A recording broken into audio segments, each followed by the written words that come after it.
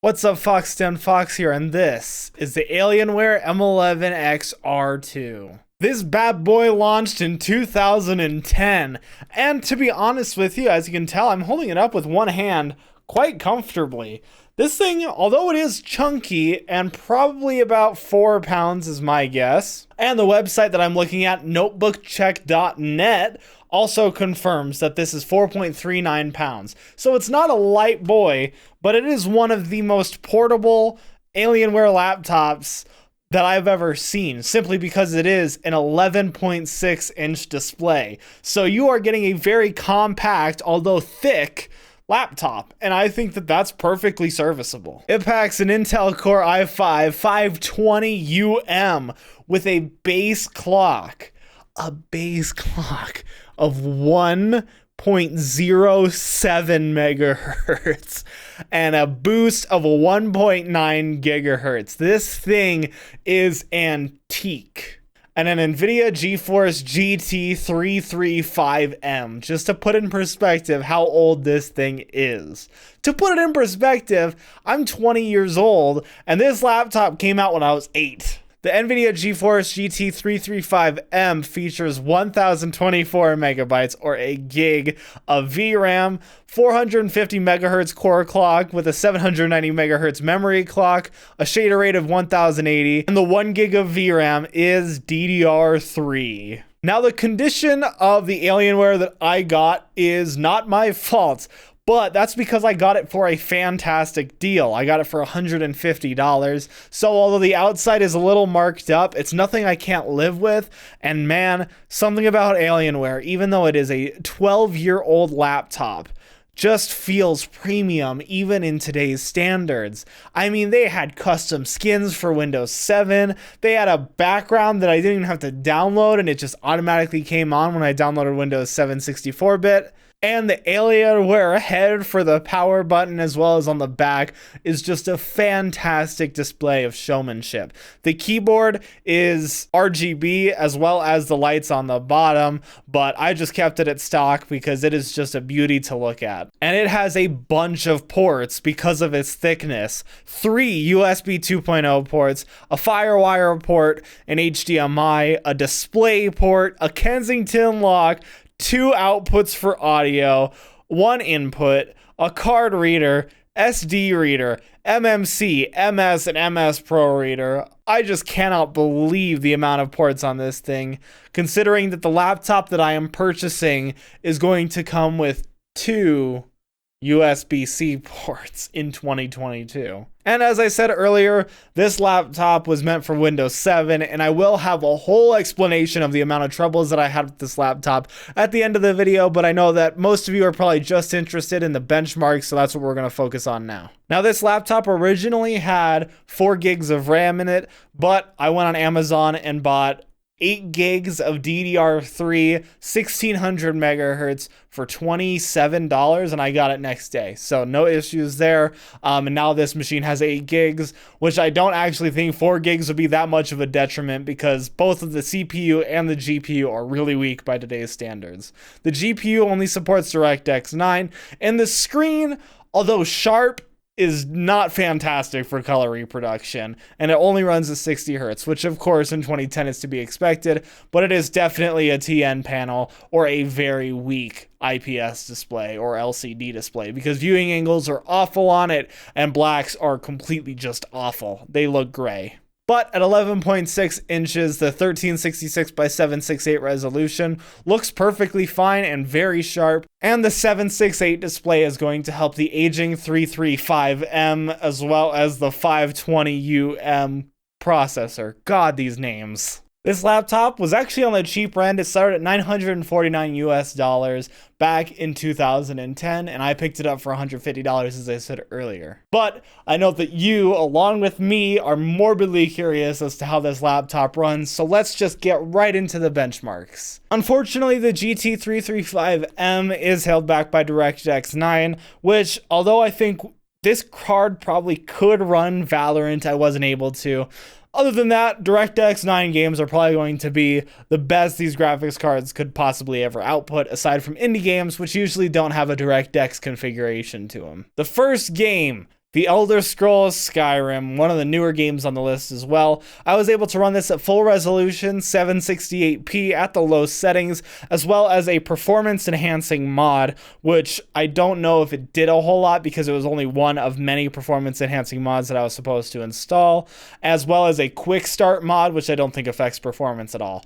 We got an average frame rate of 50 with a 1% low of 23 and a 0.1% low of 11. So there is a little bit of stutter here and there, but the CPU managed to hold its own with the GPU, and I feel like as a combo, these two components run really well together in most cases. Sometimes the GPU will be at 100% while the CPU sits back. Sometimes the CPU will be pegged at 7% while the GPU sits back in the 30s. Like, for instance, in the next game, Team Fortress 2. Now, although I just said that the CPU was pegged at 100%, we still had to run it at 480p in order to get any sort of playable frame rate, which we ended up getting. But I know that usually in most cases, lowering the resolution actually strains the CPU more, but for some reason it ran a lot better at 480p than it did at native res. For Team Fortress 2, we saw an average frame rate of 46 with a 1% low of 9 and a 0.1% low of 1. So again, a little bit of stutter here and there, but I feel like it was a little bit smoother than the numbers show. That said, it still wasn't a fantastic experience. However, on the opposite end of the spectrum is a game that I did not expect to run as well as it did. BioShock at 768p with the high settings ran at 59 FPS on average with a 1% low of 21 and a 0.1% low of 4, which does mean that there were some stutters, but they were pretty much only in loading screens. Anything else ran perfectly smoothly, and I was very surprised they were able to push any sort of game at the high settings, so I was very impressed by this result. Minecraft is a timeless classic, and unfortunately I was not able to get a 1.19 to load any sort of world, which is really unfortunate, so I cranked it back. I don't know how far you would have to crank it back, but I brought it back to 1.8.2 because that was when Minecraft was good and there wasn't any stupid stamina when it came to attacking other players and animals. With that said, Minecraft 1.8.2 ran at 96 FPS with a 1% low of 24 and a 0.1% low of 12. So again, you're going to have a fantastic time playing Minecraft. And in fact, because this CPU is so weak, it is a 2-core, 4-threaded chip, running MSI Afterburner does affect CPU performance, and without running that in the background, I did see marginally better frame rates, but with that said, Minecraft ran perfectly fine with or without the benchmark running in the background. Left 4 Dead 2 up next ran at 40 FPS at 768p with the medium settings, a 1% low of 22 and a 0.1% low of 7 show that this game was still quite good. Again, the CPU is going to have hitches, but with that said, it really wasn't anything that I would consider to be unplayable. This is where this laptop shines, is with games it was meant to play, and I think that Left 4 Dead 2 is a perfect example of that. We could have even cranked the settings lower, but because the only issue that I had with frame rates was the hitching, probably wouldn't help with the CPU. Fallout New Vegas at 768p pre-detected the medium settings, and I just ran with it, and it ran with an average frame rate of 48 with a 1% low of 15 and a 0.1% low of 5. But that 5 only happened marginally, and it really wasn't any sort of issue in actual gameplay. Now, the 1% low does show that there are some stutters here and there. When exploring the Mojave Desert, there was a bit of slowdown, but it never got down to like 15 FPS. It really was probably around 30 if you were really looking at open world scenes. Otherwise, you were looking at 50 most of the time. Now, Half-Life 2, another fantastic game, such a classic, ran at 768p with the medium settings, and we saw an average frame rate of 56 with a 1% low of 20 and a 0.1% low of 2. So again, some stutter here and there, but the 1% low frame rate shows that it wasn't as bad as, say, Fallout New Vegas or Team Fortress 2. So it was a fantastic experience throughout, and again, games like this are where the Alienware really shows that it still has some performance left in it, even if it is an antiquated piece of the past. However, it might not be as antiquated as you think. If you are an Alienware nerd through and through, and you have an Alienware M11x R2 sitting in your garage, and your 2-year-old wants to play some Among Us, and you want to introduce them to the world of PC gaming on an Alienware, then Among Us will run perfect on the Alienware M11x R2. Even with its antiquated GPU, its antique CPU, it's another A word that rhymes with old, not rhymes, but you get what I mean.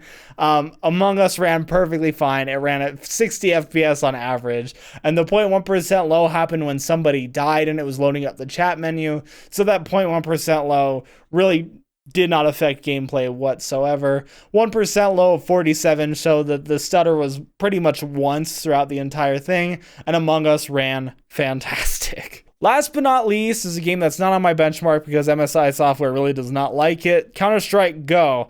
And I just looked at it through my eyes because Steam Overlay also affects CPU to the point where it destroys performance, which is just crazy to me. I could tell that I was running below 30 FPS. So if you're going to play a Counter-Strike game on the Alienware, Source would probably be a fantastic option. I don't see Source being an issue for this laptop.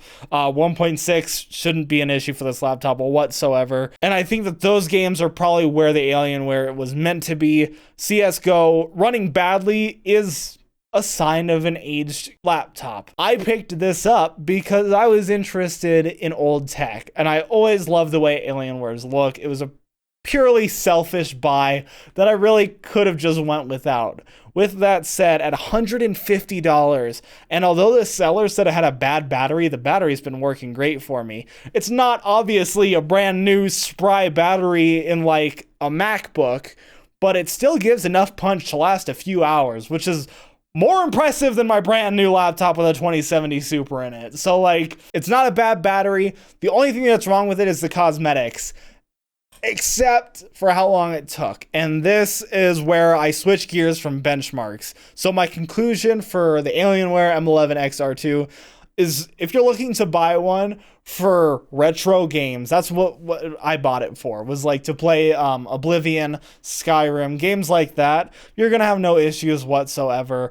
This thing is just meant to be a display piece that you can plug in every now and again. I mean, look, I have the NES right here, but it's an old antiquated system that I'll play every now and again. Same with the Alienware. I'm going to play it every now and again, and that's about it. That's all it's meant for these days. But with that said, if that's what you're looking for, this laptop is a great little machine. And to be honest with you, general everyday use is perfectly acceptable. Just don't install Windows 10 on it, because Windows 10 will destroy this little thing. Windows 7 is perfect, and I will get into some of the trifles and issues that I had with the Alienware now. So first things first, this thing came with a 500 gig hard drive, and the person installed Windows 10 on it. So wonderful. Windows 10 should not run on this thing, and I knew immediately when I got it, as soon as I tried to install drivers, it was just gonna crap itself, and it did exactly that. So luckily, I had an old Windows 7 key, and it worked perfectly fine. It required a little bit of tweaking, and it really did take me quite a bit of time to get Windows 7 running on this, but that's personal experience and not something you'll probably have to deal with.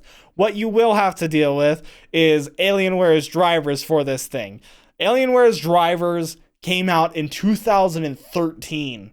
At the latest, I think it was 2012 for like 99% of them, and 2011 for the rest. Like, it was just awful.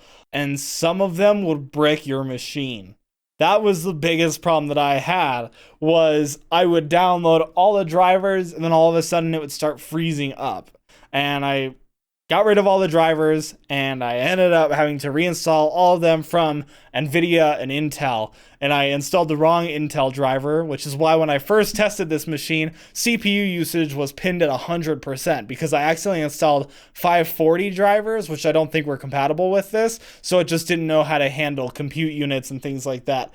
So I ended up finally getting 520 UM drivers, which is what this has in it, and it ended up working okay. I still don't know if my CPU is performing at 100%, because in my opinion, the 335M should probably be like a huge limiting factor. Granted, the CPU only has 2 cores and 4 threads, but graphics cards this old should just completely age out of their CPU counterparts. Not to mention that Windows 7 is unsupported these days, so go at your own risk if you're going to buy one of these things. Make sure you have a good antivirus installed and peruse with care, because Windows 7 is not a fantastic thing anymore. I had to download so many updates because of how old my disc was, and it took a long time. Eventually I got it to work, and it ended up working fine. I also tried to clean this sucker up, and unfortunately, if you can see, which I don't know if you can even in my close-ups, it looks like scratch marks almost,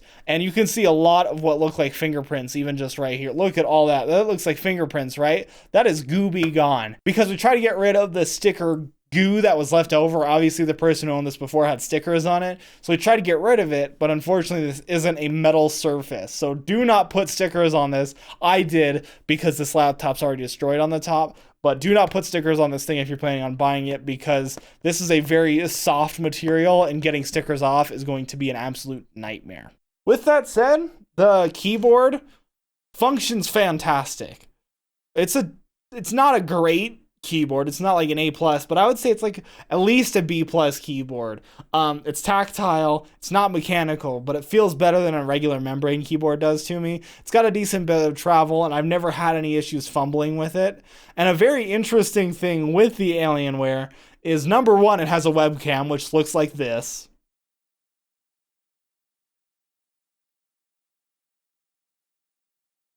However, despite the fact that it is literally a garbage tier 1.3 megapixel camera, it has Face ID and not Windows. It was way back. Dell had their own Alienware Face ID technology, and I can't wear glasses and get it to work, but if I don't wear glasses or I take it off for a second, it recognizes me almost as fast as Windows Hello does in 2022. So it's really impressive. The trackpad is something you need to get used to. I actually wouldn't consider it to be terrible because I don't use trackpads that often. You're probably going to want a mouse with this thing.